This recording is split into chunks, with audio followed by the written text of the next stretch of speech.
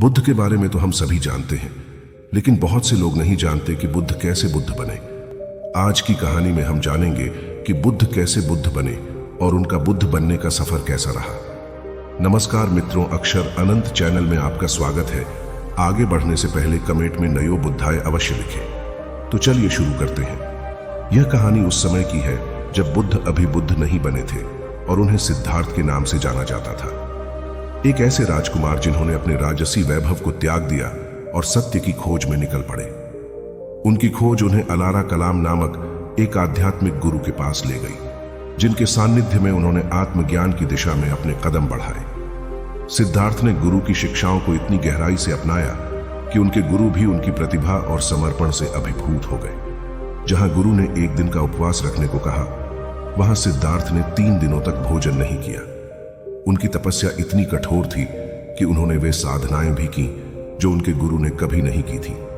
लेकिन जब गुरु ने उन्हें बताया कि वह ज्ञान जिसकी वे खोज कर रहे हैं उनके पास नहीं है, तो सिद्धार्थ ने आगे की यात्रा के लिए उनका आशीर्वाद लिया और चल पड़े। उनकी खोज ने उन्हें कई गुरुओं के पास ले जाया, लेकिन कोई भी उनकी आत्मा की प्यास को नहीं बुझा सका। 6 वर्षों की अथक यात्रा के बाद सिद्धार्थ ने अपने आप को ही अपना गुरु बनाने का निर्णय लिया।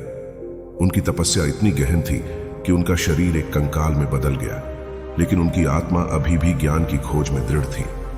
उनकी अदम्य भक्ति ने 5 ऋषियों को उनके शिष्य बना दिया जो उनके ज्ञान की प्रतीक्षा में थे। एक दिन सिद्धार्थ निरंजना नदी को पार कर रहे थे, जो कि घुटनों तक ही गहरी थी, लेकिन उनका शरीर इतना कमजोर हो चुका था कि वे नदी के बीच में ही लड़खड़ा गए। उनके शरीर में इतनी भी शक्ति नहीं बची थी कि वे खुद को संभाल सके।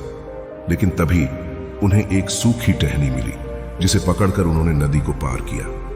यह घटना उनके लिए एक बोध का क्षण थी, जिसने उन्हें यह सिखाया कि जीवन में संतुलन कितना महत्वपूर्ण है।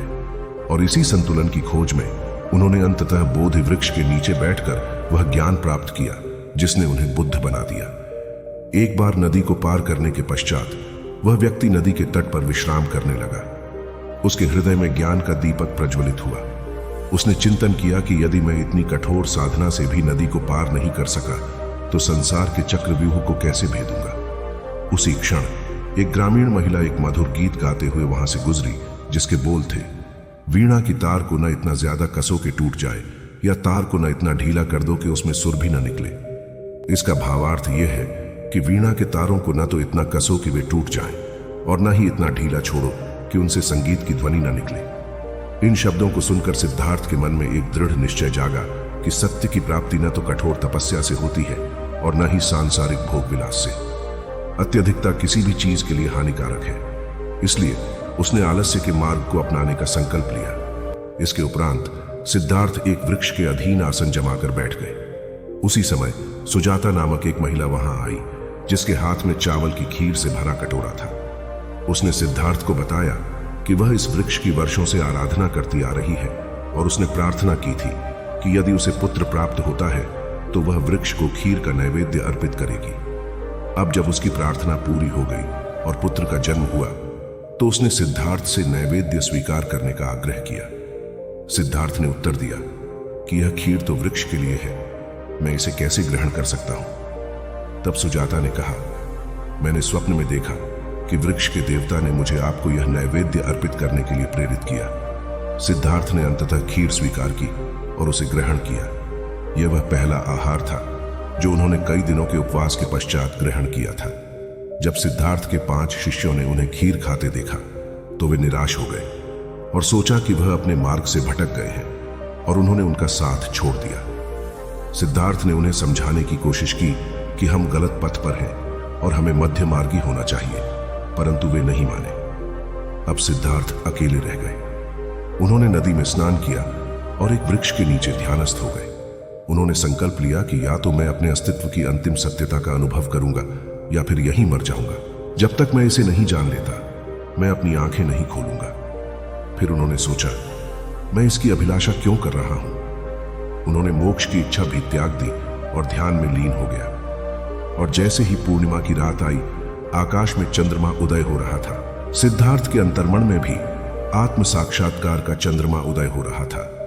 वह वही दिव्य क्षण था जब उन्हें ज्ञान की प्राप्ति हुई और सिद्धार्थ से वह बुद्ध बन गए।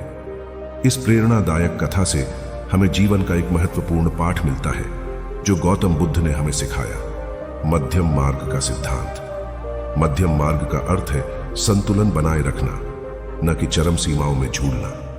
अक्सर हम अपने लक्ष्यों को पाने के लिए इतने उत्सुक होते हैं कि हम अपनी सेहत और मानसिक शांति को भूल जाते हैं। लेकिन हमें यह समझना चाहिए कि किसी भी लक्ष्य को प्राप्त करने के लिए स्वास्थ्य, मानसिक शांति और संतुलित प्रयास का होना जरूरी है। यही संतुलन हमें तटस्थता की ओर ले जाता है, जहां हम न तो अत्यधिक प्रयास करते हैं और न ही प्रयास करना छोड़ देते हैं। यही मध्यम मार्ग है जो हमें सच्ची सफलता और शांति की ओर ले जाता है। आध्यात्मिक उन्नति की यात्रा में मध्य मार्गी जीवन शैली एक अनुपम पथ प्रदर्शक है। इस दर्शन का सार यह है कि प्रेम और विद्वेष के बीच, सुख दुख के झूले में और सम्मान अपमान की लहरों में भी हमें एक संतुलित और अचल भाव बनाए रखना चाहिए। जब जीवन हमें सराहना की ऊंचाइयों पर ले जाता है तो हमें अहंकार से दूर रहना चाहिए, और जब यह हमें निंदा की गहराइयों में धकेलता है तो हमें विचलित नहीं होना चाहिए। यह जीवन शैली न केवल आत्मज्ञान की ओर ले जाती है, बल्कि यह आनंदमय जीवन का आधार भी है।